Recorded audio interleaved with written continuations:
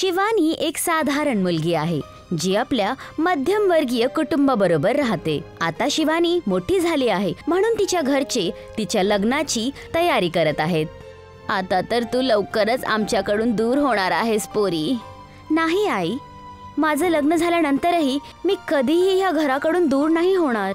हो, लग्नाच्या नंतर माझ्या ससुरालमध्ये नक्की राहावं लागेल, पण ह्याचं म्हणजे हे नाही आहे की मी तुमच्या दोघांकडून भेटायला नाही येणार। बरोबर बोललीस बाळा तू। लग्नाच्या नंतर पण मुली कधीच आपल्या आईबाबांपासून दूर नाही होत। ते तर फक्त एका घरापासून दुसऱ्या घरात चालली जाते आणि डोळ्यांपासून दूर होणं भलं काय नेहमीसाठी दूर असतं थोडी असतं।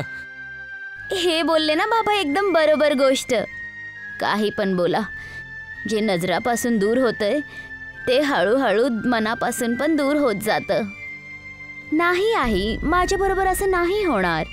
तू जे बोलत आहेस ते होत असेल लोकांबरोबर, पर बघ, जरीही मी तुम्हाला खूप खूप महिन्यापर्यंत पण नाही दिसली, पण जेव्हा पण तुम्ही मनापासून माझी आठवण काढाल तर मी कायम तुमच्याकडे राहील।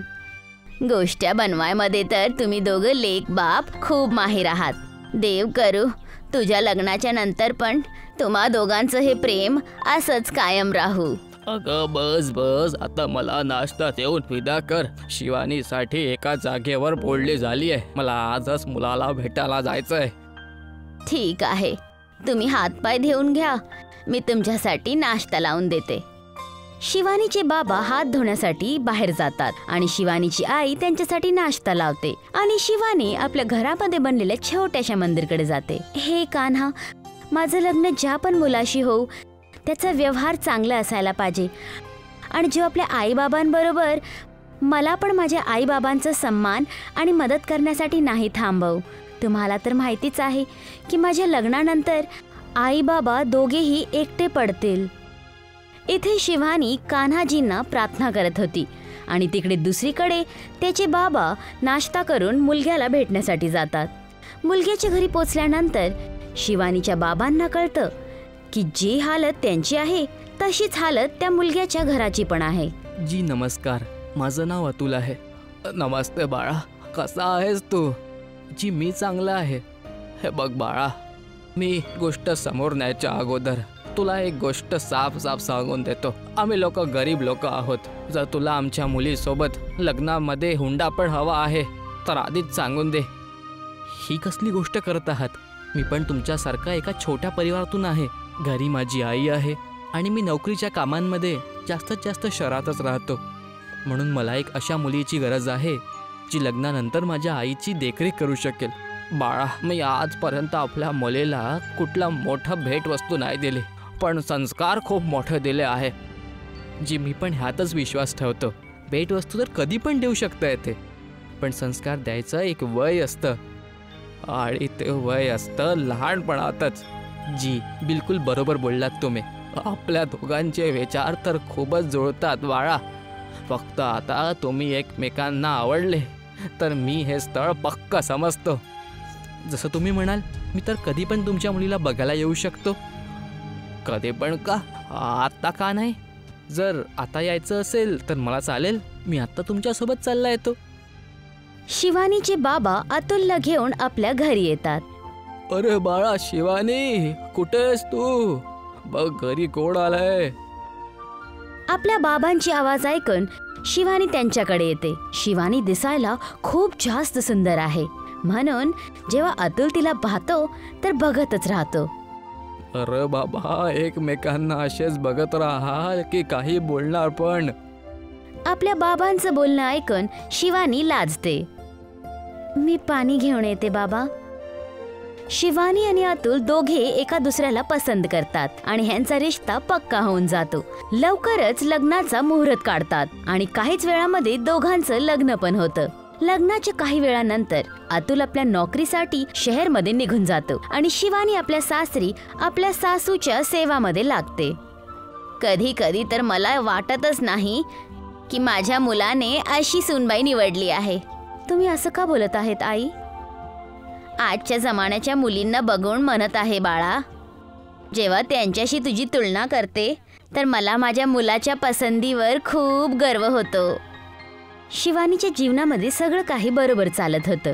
लग्नाच्या नंतरही ती तासनतास दररोज आपल्या आई-बाबांबरोबर फोनवर बोलत राहायची आणि जेव्हा पण वेळ भेटायचा त्यांना भेटायला पण जायची. दिवाळी येणार आहे, काय मी आपली पहिली दिवाळी आपल्या आईच्या घरी जाऊन मनवू शकते?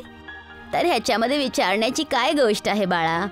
बस एक छोटीशी रिक्वेस्ट आहे तुझ्याशी. हो बोला ना. मी पण इथे राहून राहून बोर झाली आहे. काही ह्या वेळेसची दिवाळी मी पण तुझ्या घरी येऊन तुझ्या आई बाबांबरोबर साजरी करू शकते. आणि ही पण काही विचारण्याची गोष्ट आहे का आई? ही तर सांगण्याची गोष्ट आहे. तुम्ही नक्की माझ्या बरोबर चला. शिवानी आपल्या सासूबाईला घेऊन आपल्या घरी येते. सर्वजण खूप आनंदाने दिवाळी साजरी करतात. शिवानीच्या घरामध्ये आनंदाचा मेला लागला होता की तेव्हा त्याला फोनवर एक वाईट खबर भेटते की तिच्या नवऱ्याचा ऍक्सिडेंट झाला आहे. ही खबर ऐकून शिवानी जोर जोरात रडायला लागते. अरे देवा, हे अचानक कसं काय झालं?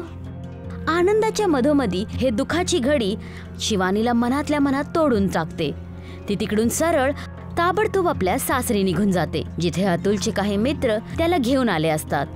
शिवानी बघते की अतुल व्हीलचेअरवर बसलेला आहे. हे काय झालं आहे तुम्हाला? मी आता कधी पण आपल्या पायावर उभा नाही होऊ शकणार शिवानी. मला तर काहीच समजत नाही आहे की मी काय बोलू. मला तुमची ही अवस्था बघवत नाही आहे. आता हेच खरंय, आजच्या नंतर मी फक्त एक अपंग राहून राहिलो आहे. दुर्घटनेमध्ये आपले पाय खोण्याबरोबर अतुलने आपली नोकरी पण खोवून दिली. आता घरचा खर्च आणि अतुलच्या औषधांसाठी घरामध्ये पैसे नाही उरायला लागले, ज्यामुळे शिवानी नोकरी करण्याचा निर्णय घेते. मला समजत नाही आहे की करू तर काय करू.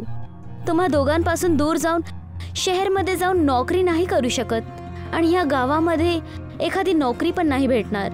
मी खूप लाचार आहे शिवानी की मी असताना तुला नोकरी करावी लागत आहे. तुम्ही असं काही बोलू नका. नवरा बायको तर एका दुसऱ्याचा सहारा असतात आणि तुम्ही काळजी नका करू. काही ना काही रस्ता नक्की निघून येईल. शिवानीला एक गोष्ट सुचते की त्यांच्या गावातून काहीच दुरीवर एक छोटासा कारखाना आहे. तिथे खूप सगळे लोक मजदुरी करतात आणि ती आतापासून त्यांच्यासाठी दुपारचं जेवण बनवत राहील. आता शिवानी कारखान्याजवळ आपला एक छोटासा हॉटेल ओपन करते. माझी मदत करा कान्हाजी. मी आजपर्यंत कधीच जेवण नाही बनवलं आहे, पण मी खिचडी बनवते. बहुतेक इकडच्या मजदुरांना माझी बनवलेली खिचडी आवडून जाईल. शिवानी एका भांड्यामध्ये खिचडी बनवते आणि दुपारच्या वेळेस कारखान्याकडे जाऊन लोकांना आवाज द्यायला लागते. या भाऊबंधांनो, गरमागरम खिचडी तयार आहे. या सगळेजण, खूप कमी पैशामध्ये तुम्हाला ताजी ताजी खिचडी खाण्याला भेटेल. शिवानीची आवाज ऐकून खूप सगळे मजदूर जण तिच्याकडे खिचडी खाण्यासाठी येतात. कारण खिचडी ताजी ताजी बनली होती म्हणून लोकांना ती खिचडी खूप जास्त आवडते. तसं ह्या खिचडीमध्ये काही चांगली गोष्ट तर नाहीये, पण ही गरमागरम आहे म्हणून याला खायला छान वाटतंय खूप. आज पहिल्याच दिवशी शिवानीच्या खिचडीची खूप चांगली बिक्री झाली होती, ज्यामुळे शिवानी खूप जास्त खुश होते आणि ती आजच्या कमवलेल्या पैशांनी आपल्या नवऱ्यासाठी औषधं घेऊन जाते. हे घ्या, औषधं खाऊन घ्या, तुम्हाला आराम भेटेल. तुझ्याकडे ह्या औषधांसाठी पैसे कुठनं आले? माझ्या हॉटेलमध्ये आज खूप चांगली कमाई झाली आहे. आता हळूहळू शिवानीच्या हॉटेलमध्ये ग्राहकांची संख्या वाढायला लागली, ज्याने शिवानीला वाटायला लागलं की आता ती आपल्या सासरबरोबर आपल्या माहेरचा पण खर्च उचलू शकते. पण तिची ही खुशी पण जास्त वेळ नाही टिकली, कारण आता मजदुरांना शिवानीची बनवलेली खिचडी आवडत नव्हती. पहिल्या दिवशी खाल्लं तर गरमागरमच्या चक्करमध्ये चांगली वाटत होती, पण इतक्या दिवसापासून खात असल्यामुळे तोंडाचा स्वादच गेला हा खिचडीचा. काय झालं दादा, तुम्हाला खिचडी आवडली नाही का? ताई, खिचडी तेव्हा चांगली वाटेल ना जेव्हा यात काही स्वाद असेल. आम्ही तुझे खिचडी ह्यासाठी खायचो कारण आमचं आणलेलं जेवण सकाळपासून पडलं थंड होऊन जायचं. पण आता वाटते की तुझ्या ह्या गरम खिचडीपेक्षा स्वादिष्ट तर आमचं थंड जेवणच असेल. ते मजदूर शिवानीने बनवलेली खिचडी टाकून देतो आणि आपल्या घरातून आणलेला आपला टिफिन खायला लागतो. हे सगळं बघून शिवानीला खूप दुःख होतो. दादा, मी खिचडीला गरम करून देते, तेव्हा बहुतेक तुम्हाला आवडेल. काय गरम करशील ताई? आत्ता तर बनवली आहे तू खिचडी. आता या खिचडीला अजून किती गरम करणार? आणि तसं पण ज्यात स्वादच नाही आहे तिला गरम कर की थंडा, काय फरक पडतो? मी तर आज नंतर तुझ्या हॉटेलमध्ये कधीच खिचडी खायला येणार नाही. तो मजदूर तिथून उठून निघून जातो आणि त्याच्याबरोबर खूप सगळे मजदूर खिचडी न खाताच निघून जातात. शिवानी आता खूप जास्त परेशान होते आणि ती आपलं हॉटेल असंच उघडं सोडून तिथून घरी निघून जाते. शिवानी, माझे औषधं संपले आहे. काय तू माझ्यासाठी नवीन औषधं आणून टाकशील? ही गोष्ट ऐकून शिवानीच्या डोळ्यामध्ये अश्रू आले, कारण तिच्याकडे आज एक पण पैसा नव्हता. मग ती औषधं कुठून घेऊन आली असती? काय झालं शिवानी? तुला कसली काळजी वाटत आहे का? सगळं ठीक तर आहे ना? हो, ठीक आहे. ते माझ्या डोळ्यामध्ये मिरची लागली होती, डोळे जळत आहेत, म्हणून अश्रू येत आहेत. मी औषधं घेऊन येते. शिवानी घराच्या बाहेर तर पडते, पण पैसे नसताना ती औषधं तर काय, आजच्या जमान्यामध्ये हॉस्पिटलचा पत्ता पण नाही भेटत. ही गोष्ट तिला माहित होती. ती कष्टाच्या वेळेस कान्हाजींना आठवण करते. हे कान्हाजी, माझी मदत करा. मी खूप मोठ्या संकटमध्ये फसली आहे. घरामध्ये माझा नवरा व्हीलचेअरवर बसला आहे आणि माहेरी आईबाबांची तब्येत पण काही बरी नाही आहे. मी काय करू? मला काही रस्ता दाखवा. शिवानी कान्हाजींना आठवण करतच होती की तेव्हा तिला एका गायच्या ओरडण्याची आवाज येते.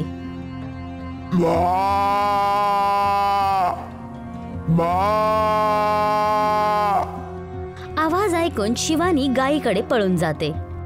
बहुतेक कान्हाजींनी ही गाय माझ्या मदतीसाठी पाठवली आहे, पण हिची हालत तर खूप जास्त खराब आहे. मलाच स्वतः हिची मदत करावी लागेल. शिवानी त्या गायीला घेऊन आपल्या माग हॉटेलकडे घेऊन जाते आणि हॉटेल पोचून ती आजच्या बनलेली सगळी खिचडी त्या गायीला खाडून देते, ज्याला खाण्यासाठी सगळ्या मजदुरांनी नकार दिली होती. हे घे गाय माता, हे खाऊन घे, तुझी भूक संपून जाईल. गाय खूप उपाशी होती, म्हणून ती ताबडतोब सगळी खिचडी खाऊन जाते.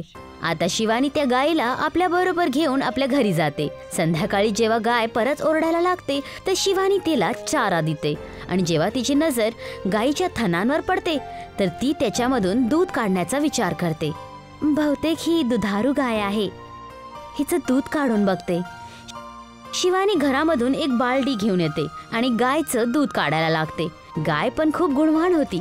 ती दूध द्यायला सुरुवात करते. तिच्या दुधामध्ये एक विचित्र चमक होती आणि एकाच वेळेस बाल्टी भरून दूध पण देते. अरे वा गाय माता, तू तर कमाल केलीस. आता मी या दुधामधून पनीर बनवेल आणि आपल्या हॉटेलला परत सुरू करेल. शिवानी गायीच्या दुधामधून पनीर बनवते. हे पनीर हिऱ्यांसारखं चमकदार होतं आणि मग ती त्या पनीरला घेऊन आपल्या हॉटेलमध्ये पनीर खिचडी बनवते. ह्या जादुई पनीर खिचडीच्या खुशबूने सगळे मजदूर ताबडतोब तिच्या हॉटेलमध्ये खाण्यासाठी येतात. आज तर खूप छान सुगंध येतोय. जे पण बनवलंय लवकरात लवकर घेऊन या. शिवानी सगळ्यांना ती जादुई पनीर खिचडी खाडवते, जी की सगळ्यांना खूप जास्त आवडते. आणि आता शिवानीचं हॉटेल परत चालू होतंय.